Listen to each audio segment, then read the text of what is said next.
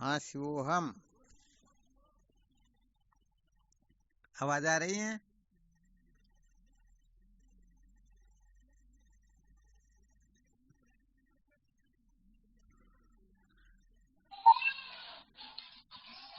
क्या विषय चल रहा था अपना?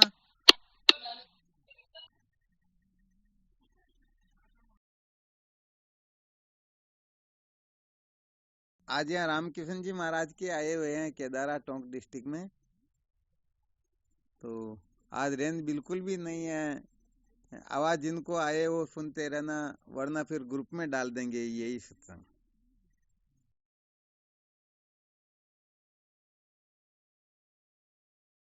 तो देखो, अध्यारोप जब तक समझ में नहीं आता है, क्या समझ में अच्छी तरह से नहीं आता अध्यारोप, तब तक हम अपवाद करें तो भी किसका करें। तो वैसे देखा जाए तो कल जो सुनाया था वह मुख्य रूप से यही सिद्ध किया गया कि जो अध्यारोप को सिद्धांत समझकर बैठ जाते हैं वह कभी भी अपने जीवन को सार्थक कर सकते ही नहीं। बिल्कुल सही। अर्थात जो अध्यारोप में अटक जाते हैं उनको कभी भी सत्य का साक्षात्कार होता ही नहीं। बिल्कुल। तो यहाँ पर फिर शंका होती है कि अध्यारोप होता क्या है, अध्यारोप किसे कहते हैं। शास्त्रों में बताया गया है, अध्यारोप अपवादाभ्याम निष्प्रपंचम प्रपंचयते। अध्यारोप अपवाद न्याय से आत्मतत्व का साक्षात्कार होता है। सत्य का साक्षात्कार जो है अध्यारोप अपवाद न्याय से ही होता है। तो फिर अध्यारोप की जीवन में आवश्यकता है या नहीं। वैसे देखा जाए तो आज यही सिद्ध करके बताना था, शास्त्रों में जो बताया गया है अध्यारोप, वास्तव में अध्यारोप का प्रयोजन क्या है, अध्यारोप की कहाँ तक आवश्यकता है, वास्तव में ये अध्यारोप सार्थक है या नहीं, और कब तक उस अध्यारोप को महत्व देना चाहिए और कब उस अध्यारोप का अपवाद कर देना चाहिए। तो ये सारी की सारी बातें साधक जब अच्छी तरह से समझ लेते हैं तब किसी प्रकार का संशय शेष रहता ही नहीं। हाँ, ये बिल्कुल सत्य बात है। क्योंकि अध्यारोप जो शास्त्रों ने किया गया है उनका भी कुछ प्रयोजन होता है। तो जब तक प्रयोजन पूरा नहीं होता है तब तक उसका त्याग नहीं करना होता है, और प्रयोजन पूरा हो जाए तो फिर उनका त्याग करना होता है।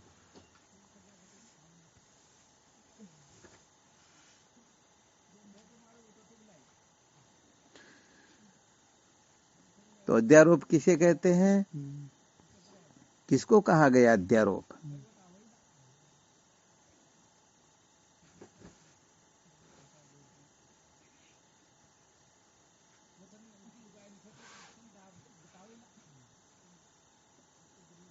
किसको बताया अध्यारोप? अध्यारोप किसे कहते हैं, सबसे पहले इसी को समझ लेते हैं। अपवाद तो बाद में करेंगे, पहले इसकी सिद्धि कर लेते हैं कि जीवन में अध्यारोप की आवश्यकता है या नहीं।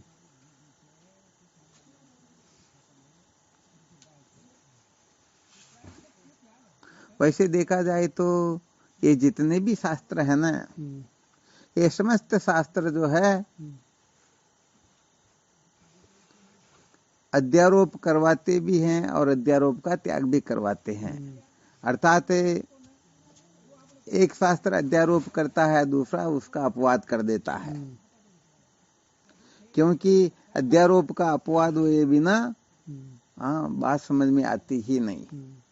तो यहाँ पर अपवाद की सबसे ज्यादा आवश्यकता होती है, और अपवाद वही कर सकेगा जो सचमुच में सच्चा साधक हो, सच्चा जिज्ञासु हो। बाकी अपवाद हर किसी के सामर्थ्य की बात है ही नहीं। हाँ, हर कोई अपवाद कर सकता ही नहीं।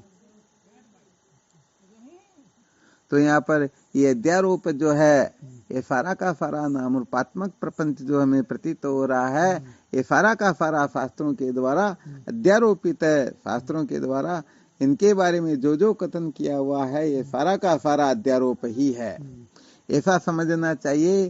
तीन प्रकार की जो ये 3 प्रकार के जो उपदेश बताए गए हैं ना, जिसमें से रोचक भयानक उपदेश ये सारे के सारे अध्यारोप मात्र है, और यथार्थ उपदेश जो है ये अपवाद मात्र है।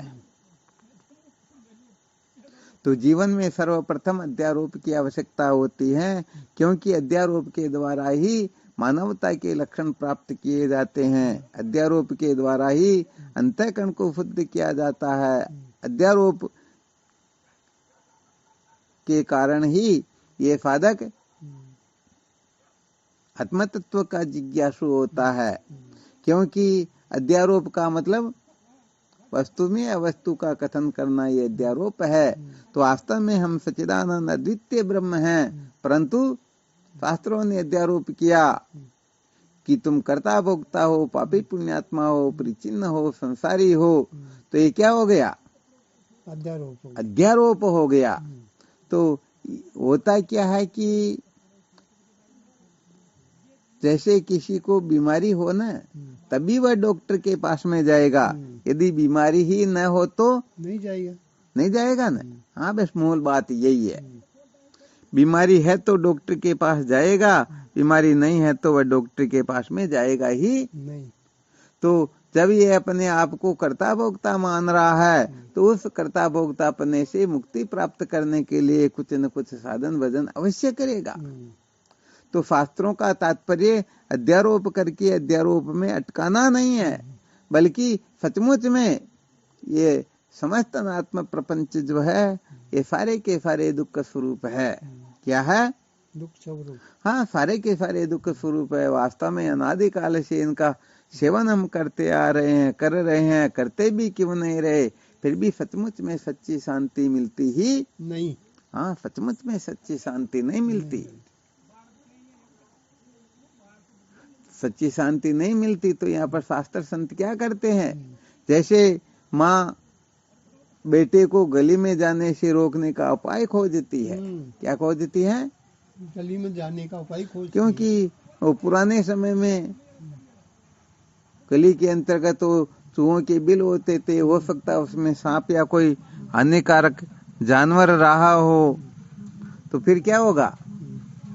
उस जानवर से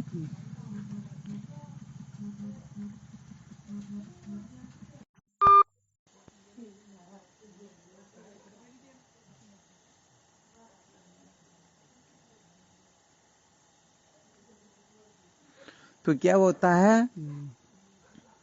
बच्चे को गली में जाने से रोकना है। अब उसको यदि ऐसा कह दे वहां पर सांप रहता है, वहां मत जाओ वरना हानि पहुंचा देगा, तो बच्चा बड़ा खतरनाक होता है। उसकी जिज्ञासा बड़ी विशेष होती है, तो वह सोचता है कि चलो हम चल करके देखें। जिसके बारे में हमने देख रखा, सुन रखा, अनुभव कर रखा, उसके बारे में हम सावधान रहते हैं। जानते कि अरे भाई ये इतना ही काम कर सकता, हम ऐसे रहेंगे तो कोई समस्या नहीं। परंतु ऐसी वस्तु के बारे में बता दिया जाए जिसके बारे में कभी सुना नहीं, कभी अनुभव नहीं किया, तो उस वस्तु के बारे में सुनते ही वह बच्चा डर जाएगा। तो उसको क्या कहते हैं? अरे भाई गली में मत जाना, भूत रहता है। अथवा अपने गाँव की भाषा में कहते भी हैं बागड़ रहती है, गली में मत जा, बागड़ खा जाएगी। कभी किसी ने बागड़ के बारे में सुना क्या? नहीं सुना ना। नहीं सुना तो वो कहने का मतलब डर जाएगा। अरे भाई पता नहीं बागड़ कैसे होती हैं, कहाँ से पकड़ती, कैसे खाती, पता नहीं उनका क्या क्या है। जैसे जहर के बारे में हमने सबने सुन रखा, अनुभव कर रखा, जहर को खाते ही मर जाते हैं। आगे समझ में? परंतु ये संसार के जितने भी भोग पदार्थ है, इन संसार के भोग पदार्थों से हम मर जाते हैं। ऐसा कभी हुआ क्या?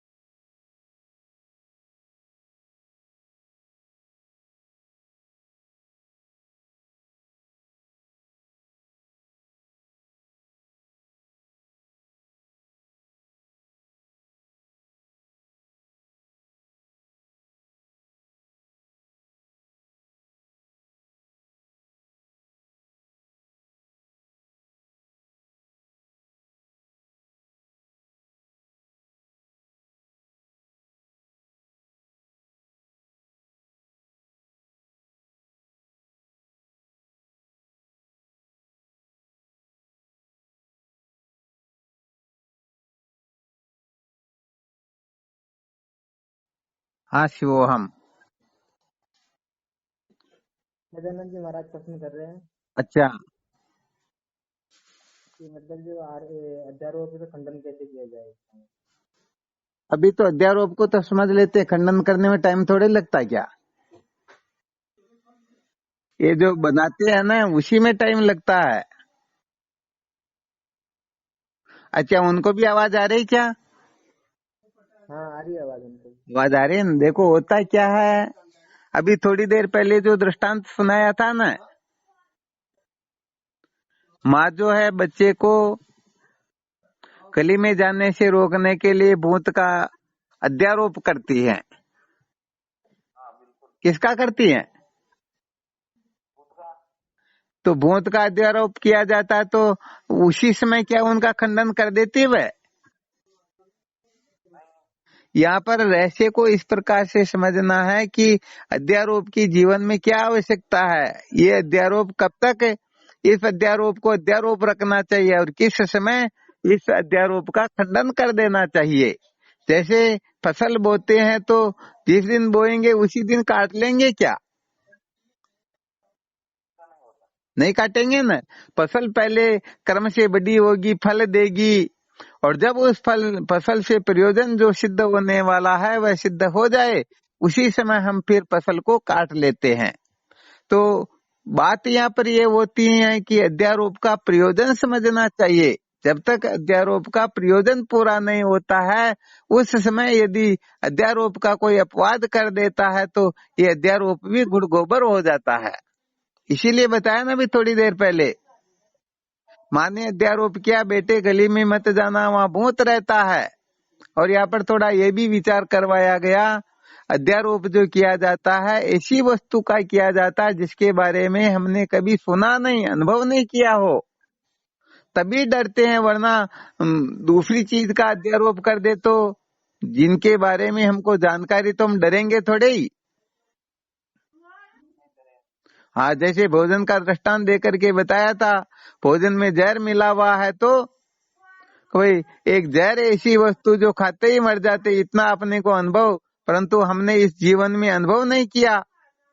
और विषय भोगों का हमने अच्छी तरह से अनुभव कर रखा कि इन विषय भोगों के सेवन से हमारा कुछ नहीं बिगड़ता, बल्कि और उल्टा आनंद आता है। तो संत शास्त्र भले ही कितना ही क्यों न कहे, फिर भी हम इन विषयों से ऊपर नहीं उठ सकते हैं, ये थोड़ी विशेष बात हो जाती है। तो यहाँ पर माँ ने अध्यारोप किया बेटे गली में मत जाना, भूत रहता है। अब वह बच्चा क्या करता है, माँ को जाकर के कहता है माँ तूने जिस भूत के बारे में बताया वह भूत मुझे मिल गया, और मुझे कहता है कि हमेशा आया कर, मैं तुझे चॉकलेट दूंगा, ये दूंगा, वो दूंगा। तो बताओ वह नासमझ माँ के अध्यारोप को समझा क्या? हाँ, नहीं समझा। तो देखो अच्छी तरह से इस रहस्य को समझ लेना, केवल और केवल मात्र गुरुदेव ही इसका अपवाद करते हैं, बाकी तो संसार में सब अध्यारोप ही करते हैं। हाँ, तो ये मत समझ लेना कि जैसे किसी ने धर्म का अध्यारोप करके अधर्म का अपवाद कर दिया तो वो सिद्धांत हो गया। अरे धर्म भी वास्तव में क्या है, इसका भी एक न एक दिन अपवाद होना है। इसलिए यदि कोई अध्यारोप को सिद्धांत समझ लेगा तो कल वाला गड़बड़ घोटाला निश्चित रूप से हो जाएगा। जो अध्यारोप को सिद्धांत समझते हैं सचमुच में वह कभी भी कृतार्थ हो सकते ही नहीं। इसलिए पहले अध्यारोप को अच्छी तरह से समझने की कोशिश करो। ऐसा नहीं कि अभी का अभी इसका अपवाद कर दे, फिर क्या करोगे अपवाद करके? कोई संसार का काम और ज्यादा आवश्यक हो तो पहले पहले उनको कर लेते हैं। अभी जो कक्षा चल रही केवल अध्यारोप की स्थापना की चल रही है, तो साधक लोग थोड़ा सावधान रहेंगे भाई, तब काम चलेगा। तो आप लोग बहुत आगे बहुत जल्दी पहुंच जाते हो, क्या बात है? इतना मृत्यु का भाई कि इसी समय हम मरी रहे कि इसी समय हम तो अपवाद कर ले, पता नहीं करेंगे क्या फिर। ऐसी बात नहीं, स्वामी जी अध्यारोप में तो हम जी रहे हैं, आज काल से नहीं अनादि काल से। हाँ तो जी रहे तो जिस जगह का अध्यारोप करना, देखो माँ ने क्या किया, जब वह बच्चा बड़ा हो गया तब बेटे को कहती, बेटे गली में फलानी वस्तु रखी हुई जाकर के ले आ। वह बच्चा कहता, माँ मैं गली में नहीं जाऊंगा। क्यों बेटे, क्या बात हुई? कि वहां भूत रहता है। तो माँ कहती, बेटे वो तो मैंने तेरे को डराने के लिए ऐसे ही झूठ मूठ कहा था, वहां कोई भूत वूत नहीं रहता, जा तू निश्चिंत होकर के जा। तो कहने का मतलब है, बिल में हाथ न डाले, शैतानी न करे, इस प्रकार की हरकतों से ऊपर उठ जाए तभी उनका अपवाद किया जाएगा, या पहले कर देंगे? यदि पहले ही अपवाद कर दे, हाथों हाथ अपवाद कर दे, तो फिर तो गली, अरे भाई अध्यारोप क्यों किया? ताकि वह गली में न जाए, गली में इधर उधर गड़बड़ घोटाला न करे, सांप के बल में, चूहों के बिल में हाथ नहीं डाले, इसीलिए उसे झूठ मूठ डराया गया ना। तो अपने लिए किस अध्यारोप का अपवाद करना है, ये संत महापुरुष जानते हैं। अपनी अपने हिसाब से यदि अपन अध्यारोप भी खुद कर लेंगे, अपवाद भी खुद कर लेंगे, तो इनका कोई प्रयोजन सिद्ध नहीं होगा। फिर यदि ऐसा होता तो फिर संतों के सानिध्य की, शास्त्रों के स्वाध्याय की, ब्रह्म विचार की किसी की आवश्यकता शेष रह जाती ही, रहती क्या आवश्यकता? हाँ बिल्कुल सत्य बात, आवश्यकता रहती ही नहीं। इसलिए भाई यहाँ पर तो वास्तव में सचमुच में अच्छी तरह से इस रहस्य को समझना होता है। यदि हम ठीक तरह से नहीं समझेंगे तो बड़ा गड़बड़ घोटाला हो जाएगा, हमको पता ही नहीं लगेगा कि इस समय अध्यारोप करना है या अपवाद करना है। अरे भाई भूख लग रही हो तभी भोजन करना होता है, भूख नहीं लग रही भोजन करने लग जाओगे तो एसिडिटी हो जाएगी, पता नहीं बड़े बड़े गड़बड़ घोटाले होंगे और बड़ा कष्टप्रद जीवन हो जाएगा। होगा या नहीं होगा? हाँ इसलिए पहले अच्छी तरह से समझो, शास्त्रों ने जो अध्यारोप किया इसका प्रयोजन क्या है। तो धर्म का जो अध्यारोप किया तो इसका मतलब ये है कि जब तक अपने अंतःकरण से मलदोष की निवृत्ति सम्यक प्रकार से न हो जाए तब तक हमें उसी अध्यारोप में जीना है। यदि उसका अपवाद कर दोगे तो कभी भी स्वप्न में भी अंतःकरण शुद्ध होने वाला है ही नहीं। शास्त्रोक्त रहस्य है या नहीं है?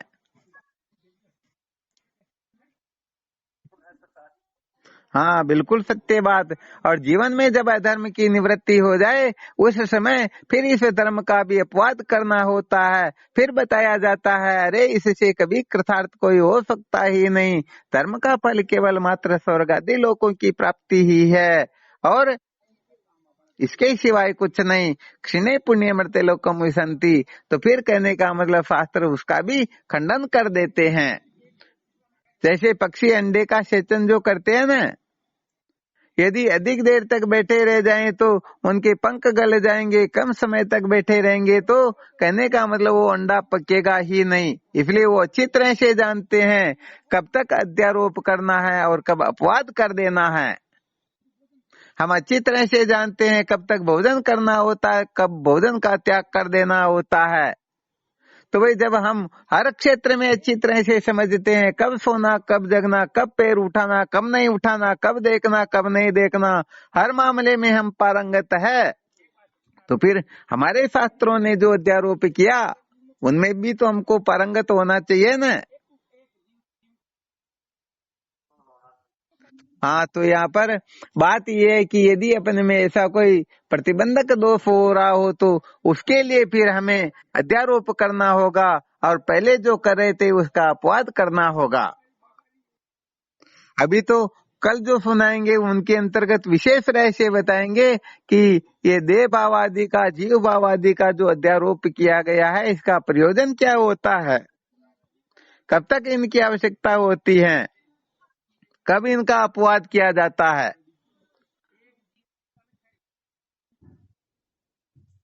तो ये अध्यारोप अपवाद न्याय वेदांत का बहुत बड़ा, हाँ गजब का न्याय है ये। अध्यारोप अपवादाभ्याम निष्प्रपंचम प्रपंचयते, विद्यारण्य स्वामी जी महाराज पंचदशी के नाटक दीप प्रकरण में लिखते हैं। तो सबसे पहले अध्यारोप को अच्छी तरह से समझो। अध्यारोप को अच्छी तरह से समझने के बाद में इस निर्णय पर पहुंच जाओ, ऐसे कल्प कल्पांतर तक मैं इस अध्यारोप में जीता रहूं, फिर भी मैं सचमुच में कृतार्थ नहीं हो सकता हूं, सच्ची शांति नहीं मिलती है, वास्तव में ये मेरे जीवन का लक्ष्य नहीं है, तब जीवन में फिर अपवाद की आवश्यकता होगी। अभी तो जो लक्ष्य बना रखा उसे नीचे की कक्षाओं में भी पागल होकर के भटक रहे हैं, तो फिर वहां का अपवाद तो बहुत दूर की बात है, उसे नीचे की कक्षा का अपवाद भी सहन होगा नहीं।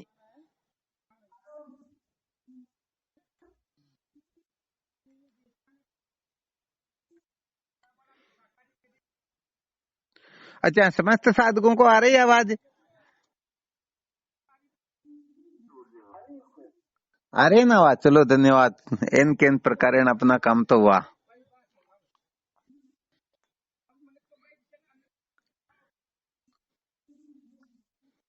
तो देखो, ये अध्यारोप और अपवाद जो है, सबसे पहले अध्यारोप को ही अच्छी तरह से समझो, सचमुच में हम इस अध्यारोप की बीमारी से ग्रसित है या नहीं है। अध्यारोप नाम होता है आत्म भ्रांति समरोग नहीं। अपना जो मुख्य विषय चल रहा था ना, आत्म भ्रांति के समान कोई रोग नहीं होता है।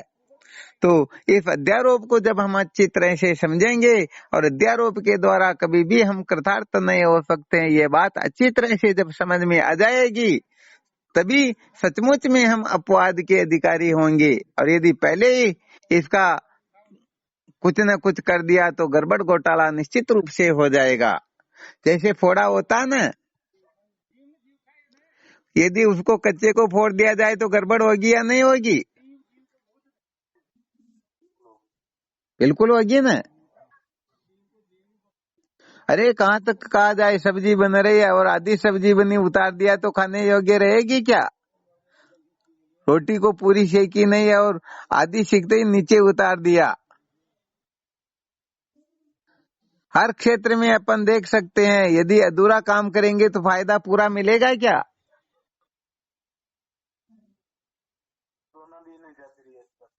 हाँ बिल्कुल। इसलिए भाई देखो, यहाँ विशेष रहस्य बता देते, संकेत कर देते हैं, कोई इसके चक्कर में मत पड़ना। यदि सचमुच में अपवाद करवाना हो तो फिर गुरुदेव के सानिध्य में जाके इसकी इस विद्या को समझना। ये पहले बता दिया था कि तत्व जिज्ञासा कैसे जागृत होती है, इसके लिए ही ये फोन वगैरह है, वरना फिर ये सनातन परंपरा को अपने को नष्ट थोड़े करना क्या। ऐसे फोनों से तत्व ज्ञान हो जाएगा तो फिर सारा गुड़ गोबर हो जाएगा ना, काम थोड़े चलेगा। फिर तो लोग देखेंगे मजा लेते हुए, मौज मस्ती करते हुए, मनोरंजन करते हुए, आराम से रजे में सोते सोते सत्संग सुन लेंगे और समझ लेंगे हम कृतार्थ हो गए। तो भाई ऐसे यहाँ काम चलने वाला है नहीं। अपवाद यदि करवाना हो तो गुरुदेव के सानिध्य में जाओ, और बाकी जो अध्यारोप है इसको अच्छी तरह से समझना हो तो इसके लिए अनेक प्रकार के सूत्रों की चर्चा करो। कभी मीटिंग छूटने के बाद में भी चर्चा करनी हो तो जो सुनाया जा रहा वही चर्चा करनी, नहीं तो कोई दिक्कत नहीं। ये साधक फिर इधर उधर भटकते हैं, पता नहीं कौन क्या सुना देता कौन क्या, न तो उनको पूरा अनुभव होता है कि क्या सुनाना चाहिए क्या नहीं सुनाना चाहिए। हाँ, इसके बारे में खूब अच्छी तरह से समझना होता। अब साधक लोग कोई तो देख लेते, गुरुजी ने तो थोड़े ही सुना है, मैं तो उनसे 10 गुना आगे बता दूं ताकि बात कुछ और हो जाए, बहुत बड़ा गड़बड़ घोटाला होता। ध्यान रखना अच्छी तरह से, जो विषय सुनाया जा रहा उसके बारे में यदि शंका समाधान हो, विचार विनिमय करना हो तो वही करो। बहुत बार ऐसा गड़बड़ घोटाला देखने में आता तो ठीक नहीं। ये शास्त्र की दृष्टि से, व्यवहारिक दृष्टि से और साधकों के हित के लिए भी। हम तो कहने का मतलब मकान बनाने की कोशिश करते हैं और ये जो तुरंत अरे इनको हटा दो, इसका कोई प्रयोजन ही नहीं है, तो फिर गुरुजी ने जो सुनाया वो तो गुड़ गोबर हो गया ना। हाँ तो फिर गुरुजी की जरूरत कहाँ, चेले से चेला जी काम चला देगा ना फिर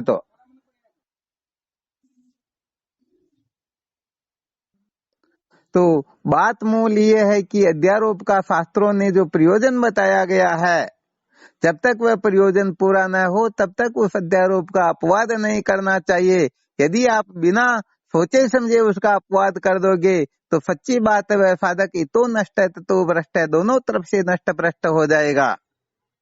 अरे तत्व जिज्ञासा जागृत हुई ही नहीं और संतों का संग छोड़ दे, बताओ सचमुच में वह ब्रह्म विद्या के रहस्य को ठीक प्रकार से समझ पाएगा क्या?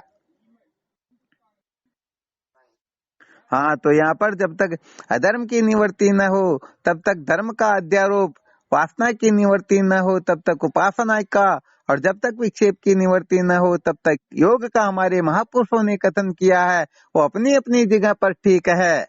अपने को ऐसा नहीं करना कि ये ठीक नहीं वो ठीक नहीं, क्योंकि ये अनादिकाल से जीव भटकता हुआ आ रहा, बहुत ठोकरें लगती उनके पश्चात तत्व की जिज्ञासा जागृत होती है।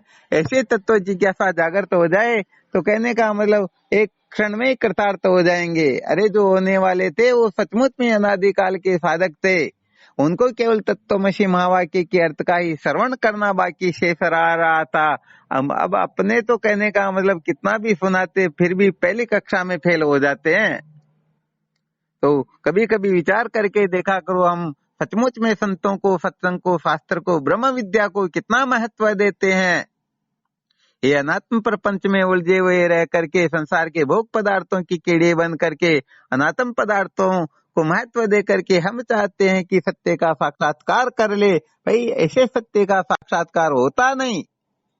तो सर्वप्रथम स्थूल सूक्ष्म कारण से ऊपर उठना होगा, तीन अवस्थाओं को मिथ्या समझना होगा, पंचकोश का जो अधिष्ठान है उस आत्म तत्व का ठीक ठीक बोध होगा, तब समझो ये आत्मज्ञान हुआ। उसके बाद ब्रह्म ज्ञान होता है, उसके बाद में परमात्मा के बोध होता है। ये परमात्मा के बोध ही सचमुच में समस्त अध्यारोपों का अपवाद है। अब जिनको पद पदार्थ का भी ज्ञान नहीं है, हाँ सुन लेगा मैं ब्रह्म हूँ तो कहना जरूर शुरू कर देगा, परंतु वह ब्रह्म नाखून को समझता है, चोटी को समझता है या किस वस्तु को समझता है, उस भोले जीव को भी पता नहीं है। इसलिए शास्त्र की रीति से चलने वाला ही सचमुच में जीवन मुक्त होता है। और जो महापुरुष इस रहस्य को अच्छी तरह से जानते हैं, समझते हैं, काफी समय से जो ठोकरें खा रहे हैं, उनको थोड़ा बहुत बोध होने लगा, उनके लिए तो फिर वेदांत विचार है ही है।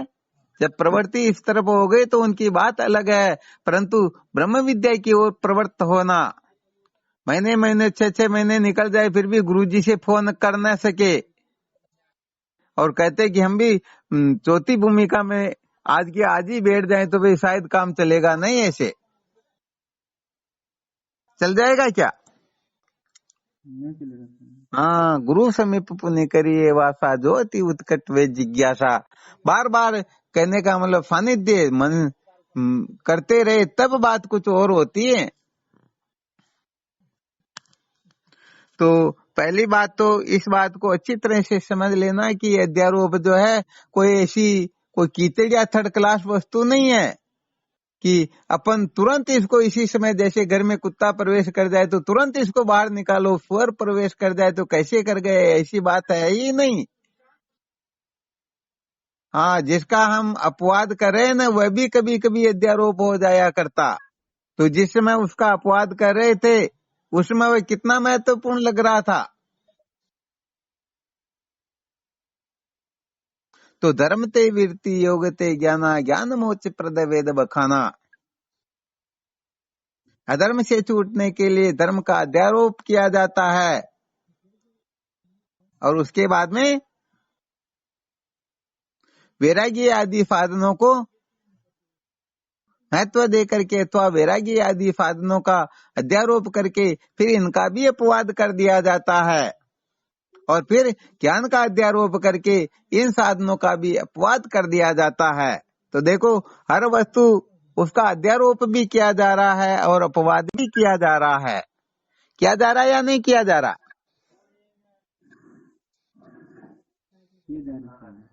बिल्कुल किया जा रहा है ना।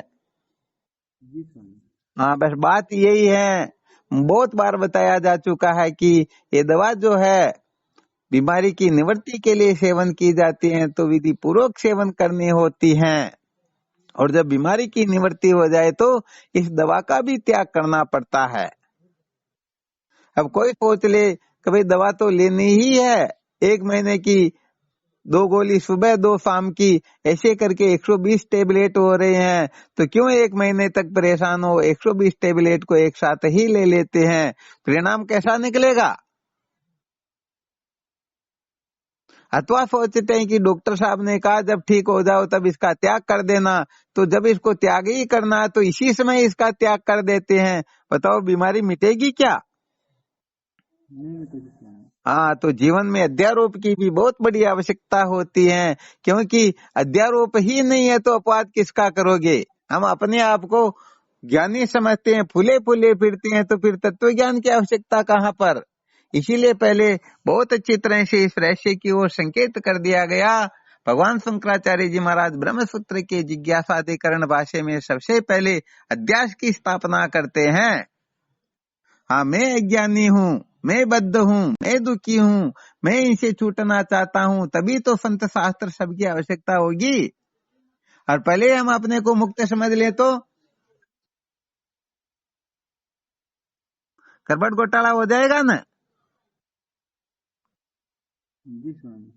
हाँ, बिल्कुल हो जाएगा। इसलिए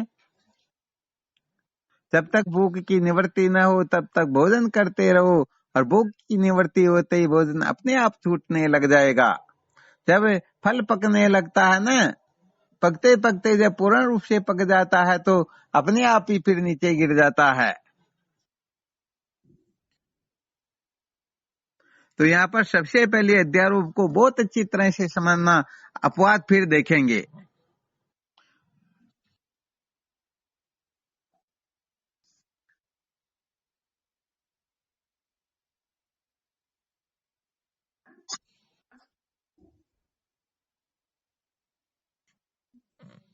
अच्छा, इसमें कोई शंका हो तो देखो, अभी जो सुनाया।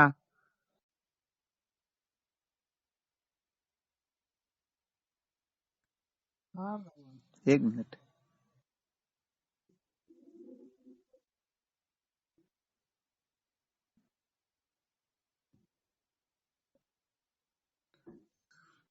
आ गया ना समझ में अच्छी तरह से? तो ये अध्यारोप का मतलब ही पहले जो अपना मुख्य विषय चल रहा था, आत्मभ्रांति समरोग नहीं। तो सर्वप्रथम हमें इस बात को अच्छी तरह से समझ लेना है कि सचमुच में मैं आत्म तत्व के बारे में भ्रांत हूँ। तो एक दिन आपको संकेत भी कर दिया था, यदि आप अपने आप को दृष्टा समझते हो, साक्षी समझते हो, कुटस्थ समझते हो, यहाँ तक कि अपने को सतचित आनंद रूप भी समझते हो, तो भी समझ लेना चाहिए अभी तक हम आत्म तत्व के बारे में भ्रांत है।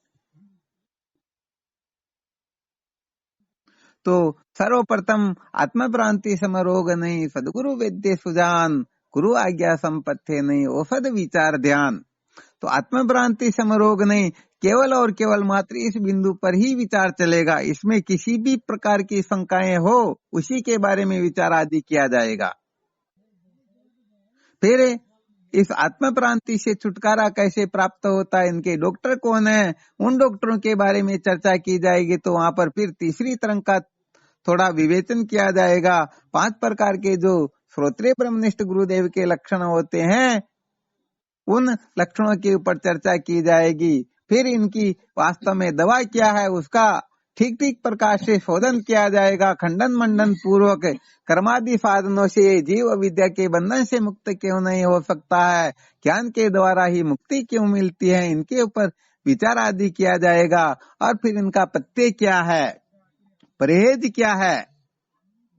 तो ये 4 सूत्र जब साधक अच्छी तरह से समझ लेंगे, धारण कर लेंगे, समझो जीवन सार्थक हो जाएगा। इसमें कौन सैदानंद जी जुड़े हुए? अच्छा, चलो कोई बात नहीं।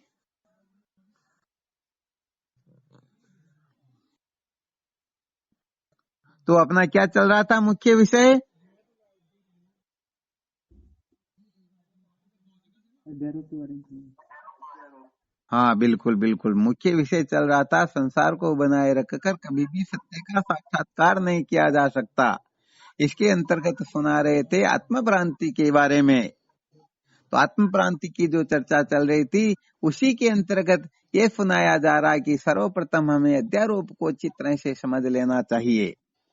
तो ये अध्यारोप जो है, इस अध्यारोप को हम सत्य समझ ले या अध्यारोप में अटक जाए, हाँ ध्यान रखना, यहाँ होकर के निकलना अत्यंत अत्यंत आवश्यक है। ऐसा कोई नहीं है कि उड़ करके यहाँ से वहां जाकर गिरेगा। हरिद्वार जाने वाला पैदल यात्री रात्रि में कितनी रातें विश्राम कर ही लेगा, तो कहीं ना कहीं धर्मशाला में रुकना तो होगा ही होगा। तो रुकना तो अत्यंत आवश्यक है, परंतु अटकना आवश्यक नहीं होता है। तो यहाँ पर अध्यारोप से होकर निकलना पड़ेगा। तो अपने को कुल मिलाकर ऐसी तैयारी करनी कि यहाँ से होकर निकल जाए और यहाँ अटके ही। हाँ, यही तो विशेष बात होती है। जैसे कमल का पत्ता जल में रहते हुए भी जल से निर्लिप्त रहता है, ऐसे ही कहने का मतलब इन अध्यारोप से होकर के तो निकलना है। अरे भाई, यदि हम धर्म का अध्यारोप नहीं करेंगे तो हमारा अंतःकरण मल दोष से छुटकारा कैसे प्राप्त करेगा, अर्थात मल दोष से छुटकारा कैसे होगा। यदि हम भक्ति आदि की योग आदि साधनों का अध्यारोप नहीं करेंगे तो बताओ हमारा अंतःकरण शुद्ध कैसे होगा, एकाग्र कैसे होगा। यदि संतों के संग का अध्यारोप नहीं करेंगे तो तत्व की जिज्ञासा कैसे जागृत होगी। अरे भाई, ये सारे के सारे अध्यारोप मात्र होते हैं। तो जब तक अध्यारोप का प्रयोजन पूरा न हो तब तक किसी को इस अध्यारोप का त्याग करने की आवश्यकता नहीं है। यदि त्याग कर दोगे तो सच्ची बात है इधर के रहोगे या उधर के। इसलिए जिसके जीवन में बहुत ज्यादा अधर्म है उनको इस धर्म का ही अध्यारोप करना, उसको धर्म को ही समझना, क्योंकि अभी वह चलना शुरू कर रहा है। तो जिनके अंतःकरण में अधर्म है उनको धर्म का आश्रय लेना होता है, वासना है उनको उपासना का आश्रय लेना होता है, यदि विक्षेप है तो योग का आश्रय लेना होता है, अविवेक है तो विवेक की आवश्यकता होती है। और कोई केवल और केवल मात्र ज्ञान को ही बंधन का कारण समझता है तो उनके लिए केवल मात्र तत्व ज्ञान की ही आवश्यकता होती है।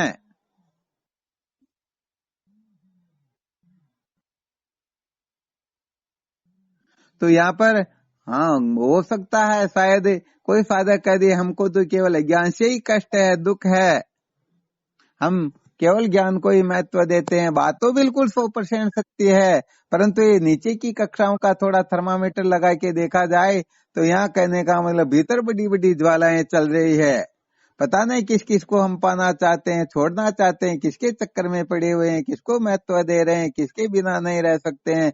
ऐसी ऐसी अनेक जो गड़बड़े होती हैं, हमें सचमुच में ये संसारी बना दिया करती। इसलिए वास्तव में जिनको केवल और केवल मात्र ब्रह्म विद्या की ही आवश्यकता होती है वो तो सचमुच में लोक परलोक सबसे विरक्त हो जाता है, समस्त नाम रूपात्मक प्रपंच से ऊपर उठ जाता है। उनके लिए किसी प्रकार के नाते रिश्ते संबंध का कोई औचित्य नहीं होता है।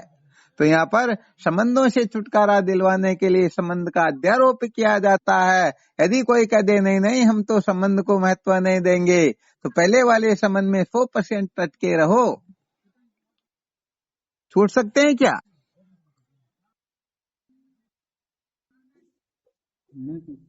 हाँ, कभी नहीं छूट सकते हैं। तो भाई देखो, ये तो सच्ची बात तो ये है ना, सबका मूल मंत्र बता देते हैं। जो सचमुच में महापुरुष है उनके सानिध्य में हम इस अध्यारोप और अपवाद को अच्छी तरह से कब अध्यारोप करना कब अपवाद करना इसका अच्छी तरह से विश्लेषण करते रहेंगे तो सच्ची बात है अपना जीवन सार्थक हो जाएगा। वरना अपनी मर्जी हम जब चाहेंगे तब पकड़ेंगे, जब चाहेंगे तब छोड़ देंगे, कोई इसका औचित्य नहीं होता है। हाँ, ये बड़ा विलक्षण रहस्य है, साधकों को बहुत अच्छी तरह से इनको समझना होता, वरना सच्ची बात है बड़ा गड़बड़ घोटाला हो जाता है।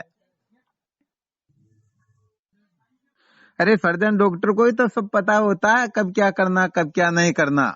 ये बेचारे टांके लगाने वाले तो कब क्या कह देंगे, गड़बड़ घोटाला हो गया तो पलटी मार देंगे।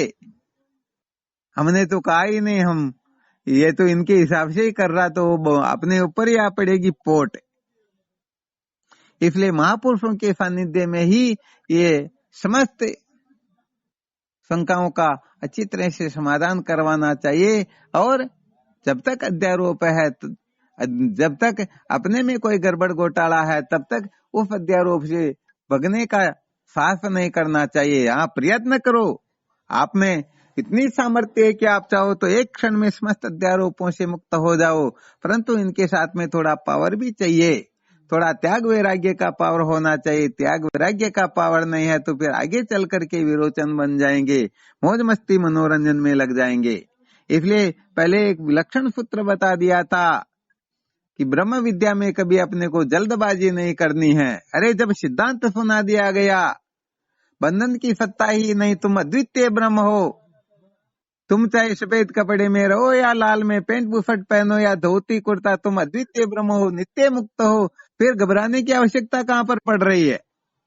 अब तो शास्त्रोक्त रीति से चलो ना, जल्दबाजी करने की कोई आवश्यकता नहीं। सदा ध्यान रखना सब लोगों को। और ब्रह्म विद्या में जल्दबाजी बहुत बड़ा खतरा कर देती। तो सिद्धांत को समझ करके निश्चिंत हो जाओ। और फिर अब ये प्रैक्टिकल रूप से जो स्वाध्याय चल रहा है, इसमें जिस कक्षा का जो अध्ययन चल रहा है उस जगह पर ही चिंतन मनन करो, न तो उसे ऊपर जाना न नीचे उतरना। जिस दिन जो विषय चल जाए बस उसी के अनुसार, बस यही जो असली चीज यही सुनाई जा रही, मेरे को इसे ऊपर नीचे नहीं होना। इसलिए शंका भी करनी हो, समाधान भी करना हो, चर्चा भी करनी हो, तो सब इसी के लिए। ठीक है ना?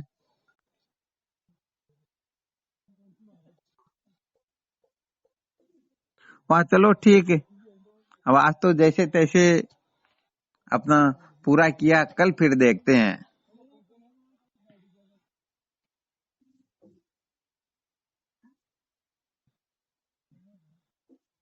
ठीक, शिवोहम। हाँ, नमो नारायण, शिवोहम। आज तो बहुत सारे साधक छूट भी गए, क्योंकि नेटवर्क के जाने से फिर किसी को जोड़ भी तो नहीं पाए ना। चलो ठीक, फिर इसको ग्रुप में डाल देंगे, ठीक है ना? जी स्वामी। और शायद 16 MB से इसमें बड़ी फाइल बन जाती तो शायद ये ग्रुप में आ भी नहीं सकेगी। चलो फिर जैसा होगा देखा जाएगा। कल जो आज सुना है उसके बारे में थोड़ा और मंथन कल कर लेंगे, ठीक है ना? हाँ, शिवोहम।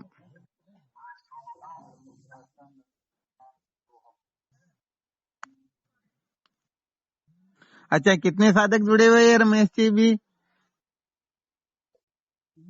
10-12 थे स्वामी जी, तो जो 7-8 तो भी है। अच्छा, 10-12 सदस्य तो जुड़े हुए हैं। हाँ। हाँ, बाकी साधकों को जोड़ नहीं पाए, क्योंकि वो गूगल मीट चल जाता तो जोड़ ही देते, परंतु चालू हुआ ही नहीं। कुछ साधक तो जुड़ चुके थे, बाकी जुड़ रहे थे, इतने में वो तो नेट बिल्कुल ही डाउन हो गया। अच्छा स्वामी। और नेट डाउन हुआ तो फिर जोड़ भी तो नहीं पाते ना। बिल्कुल सही बात है स्वामी। वाह, चलो कोई दिक्कत नहीं। शिवोहम। प्रणाम गुरुदेव भगवान, आपके कृपा में।